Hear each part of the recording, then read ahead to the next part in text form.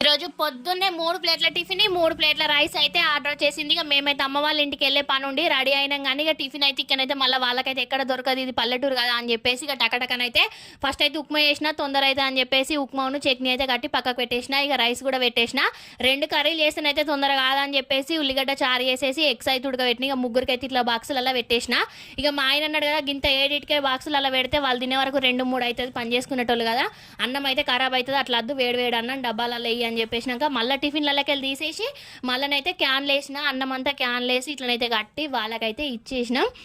ఇక వాళ్ళే ఇంటికి వచ్చి తీసుకెళ్తారు. ఇక టిఫిన్ తీసుకుపోయేటప్పుడే ఈ రైస్ కూడా బాక్సులు అయితే ఇవి కూడా అన్ని ఇట్లనైతే సంచులలో ప్యాక్ చేసి అయితే ఇచ్చేసినాయి. ఇక పెరుగు కూడా కట్టినా కొంచెం అవన్నీ తీసుకొని ఇక వాళ్ళైతే బయలుదేరారు. ఇక బయలుదేరినాక మేము కూడా రెడీ అయినామని చెప్పేసిన కదా, ఇక మేము కూడా అమ్మ వాళ్ళ ఇంటికి అయితే వెళ్తున్నాం. ఎందుకు ఏంటిదని చెప్పేసి నెక్స్ట్ వీడియోలో అయితే చెప్తాం. కొత్తగా చూసిన వాళ్ళు ఎవరైనా ఉంటే ప్లీజ్ అండి మన ఛానల్ని సబ్స్క్రైబ్ చేసుకోండి. మీరైతే ఒక చిన్న లైక్ చేసి